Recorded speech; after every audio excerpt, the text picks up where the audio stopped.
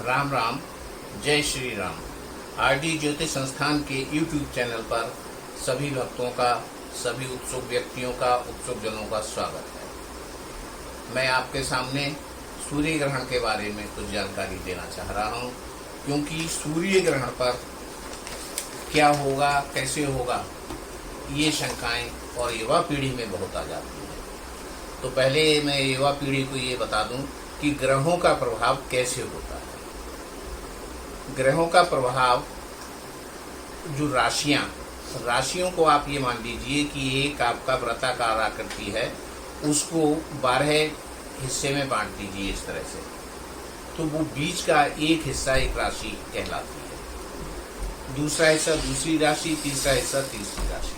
अब उस राशि पे सूर्य का प्रभाव पड़ता है या नहीं पड़ता है, ग्रहों का प्रभाव पड़ता है या नहीं पड़ता है, इसे आप समझ लीजिए। तो ग्रहों का प्रभाव पड़ने का एक बहुत सटीक उपाय, वैसे तरीका आपको समझा रहे हैं। जैसे वैज्ञानिक तरीके से आपको समझा दें कि राशि पे प्रभाव पड़ता है, सारे ग्रहों का प्रभाव सारी राशियों पर उनकी स्थिति के अनुसार अच्छा या बुरा या समान कैसा भी पड़ सकता है। आप एक उदाहरण ले लीजिए, एक मकान है, आपका मकान है और मान लीजिए वो ईस्ट फेसिंग है, पूरब मुखी आपका मकान है।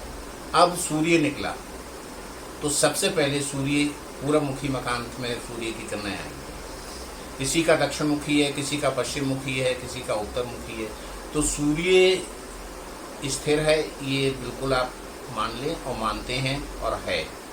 पृथ्वी की गति होती है चक्र के तरह, तो पृथ्वी का जो पोर्शन सूर्य के सामने आया, वहाँ पर सूर्य उदय का काल होता है, और जो सूर्य के पीछे चला गया, उल्टी साइड में पृथ्वी का चला गया, सूर्य के पीछे बैक साइड वाला, वो रात्रि काल वहाँ पे हो जाता है, दूसरी तरफ उदय होता है। अब सूर्य उदय हुआ, पूरब मुखी मकान में जब सूर्य उदय की किरणें पहले आई और सूर्य का प्रभाव कैसा पड़ा, अब देखिए। मई जून का महीना है, आपका मकान है पूरब मुखी और धूप आ गई और आप परेशान, अरे पर्दा खींचो, एसी चलाओ, कूलर चलाओ, पंखा चलाओ। वही सूर्य के अच्छे दिन आते हैं। जब दिसंबर जनवरी में सूर्य आया, उस समय बड़े आप खुश होते हैं, चलो खुली जगह में बैठेंगे, चलो छत पे बैठेंगे। तो इस तरह से सारे ग्रहों का प्रभाव पृथ्वी पर स्थित जितने भी जीव प्राणी हैं उन पर पड़ता है। वो प्रभाव कभी नेगेटिव अवस्था होती है, कभी पॉजिटिव होती है, कभी न्यूट्रल होती है, कभी सामान्य होती है। इस तरह से सुख दुख की बात होती है। अब सूर्य ग्रहण की बात आ जाती है। अभी सूर्य ग्रहण 25 अक्टूबर मंगलवार को हो रहा है। संयोग की बात, इस बार सूर्य ग्रहण का चर्चा ज़्यादा हो रहा है। वजह क्या हो गई कि दीपावली का उत्सव अमावस्या की रात्रि में होता है।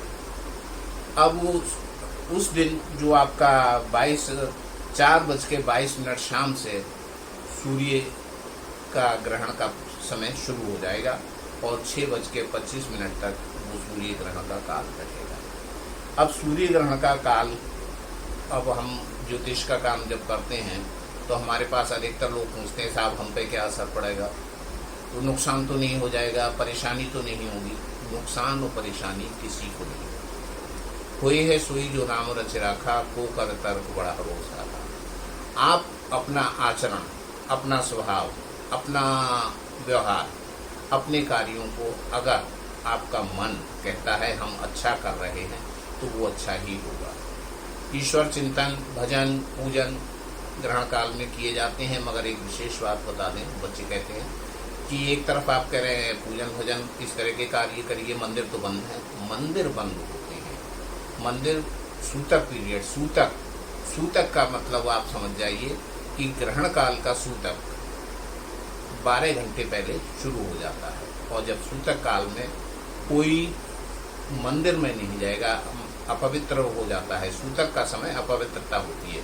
एक शब्द सूतक, जब कहीं आपके घरों में बच्चे होते हैं तो वो सूतक कहलाता है। सूतक का मतलब ये कि आप पवित्र नहीं है, दान पुण्य, पूजन हवन या ब्राह्मण भोज कुछ नहीं कर सकते, तो वो सूतक काल है। इसी तरह से ग्रहण के सूतक काल में वो कार्य आप नहीं करेंगे, मगर ईश्वर का चिंतन मनन, आप कोई हनुमान चालीसा पढ़ सकते हैं उस समय, रामचरितमानस, रामायण पाठ या कोई जो आपका शौक है, गीता पाठ करिए या कोई और भजन कीर्तन करिए, वो करिए।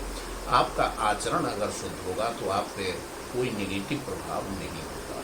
वैज्ञानिक भी आप समझ लीजिए, वैज्ञानिक प्रभाव होता है। वैज्ञानिक प्रभाव क्या होता है कि जब जो राशि उसकी डायरेक्शन में आई या जो व्यक्ति डायरेक्ट सूर्य के संपर्क में आएगा, तो वैज्ञानिक आपको, आपके डॉक्टर्स, इंजीनियर्स बताते हैं कि सूर्य की तरफ सीधे सीधे नहीं देखिए। तो बच्चों के लिए मैं एक और बता दूं, बच्चों ने वो एक खेल देखा होगा, शीशे से कागज जलाने वाला।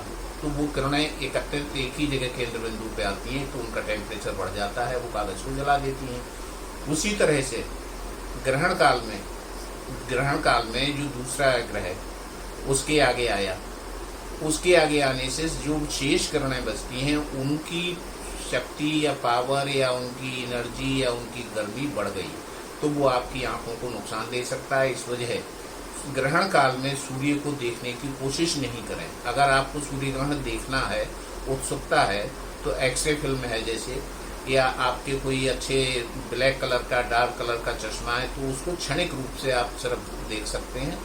ज़्यादा उत्सुकता में आप नंगी आंखों से सूर्य को ना देखें। बाकी अलग अलग राशियों पे उसका अलग अलग प्रभाव होगा।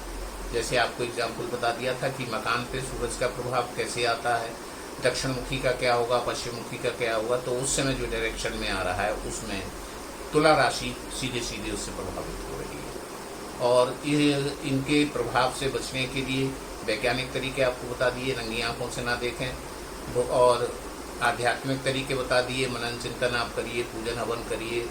और एक चीज़ और बता दें, सूर्य ग्रहण का दान होता है। सूर्य ग्रहण का दान ब्राह्मण को नहीं होता है, वो शूद्र को होता है।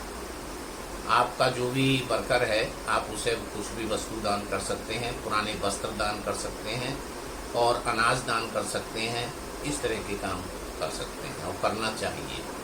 धन्यवाद।